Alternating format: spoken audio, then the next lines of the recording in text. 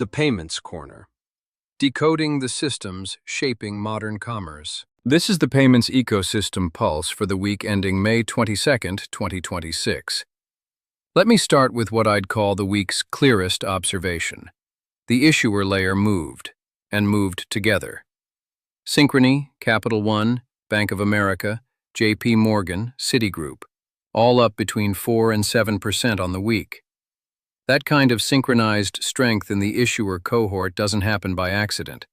It suggests the market is revisiting its assumptions about consumer credit health, about revolving portfolio economics, and about the durability of co-brand and private label programs that have faced real scrutiny over the past year and a half.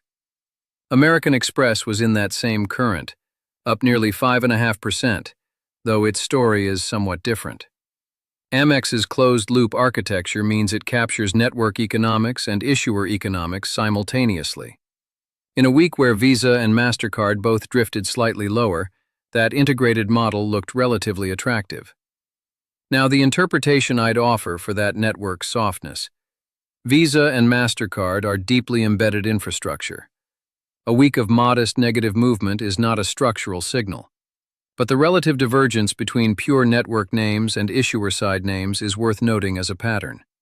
When credit appetite normalizes and revolve behavior returns, issuer economics can re-accelerate faster than volume-based network economics.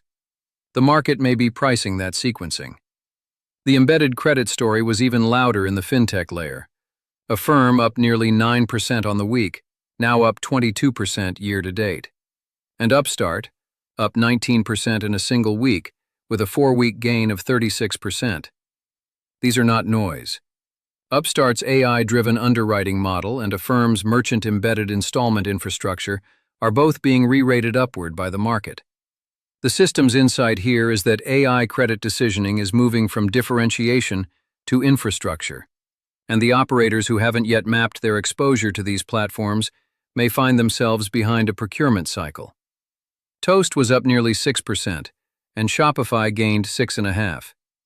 Neither of these is primarily a payment story in the traditional sense, but that's exactly the point. Both platforms are building financial operating systems for their merchant bases, embedding payments, credit, working capital, and treasury functions that were previously outsourced. The market is pricing that architectural evolution more seriously with each passing quarter.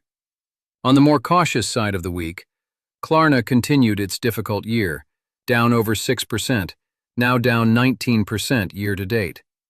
Adyen slipped nearly 5%, and Euronet extended its losses, down more than 8% on the year, a quiet but consistent signal about the economics of cash-dependent network infrastructure under digital wallet pressure. And then there's Coinbase, up 34% in a single week, 66% year-to-date. I want to be careful here. A lot of that move is digital asset market dynamics that sit somewhat adjacent to core payments infrastructure. But Coinbase's ambitions around stablecoin settlement and on-chain payment rails mean it cannot be read purely as a trading venue. If stablecoin legislation advances, this becomes a payments infrastructure conversation in a meaningful way. The industry implication I'd leave you with is this: the payment stack is stratifying. Platforms that own the full customer relationship, integrating credit, payment, and data, are being valued differently from point infrastructure. That stratification has real consequences for how operators design their payment architectures, how they negotiate processing agreements, and how they think about embedded financial services as a retention and monetization tool rather than an optional feature. This week felt like the market doing some quiet but important resorting of where durable value lives in the payment stack. That's the briefing for the week ending May 22nd. Thanks for listening. The author may own securities or assets referenced across the Payments Corner ecosystem. Content is provided for informational and editorial purposes only and should not be considered investment advice.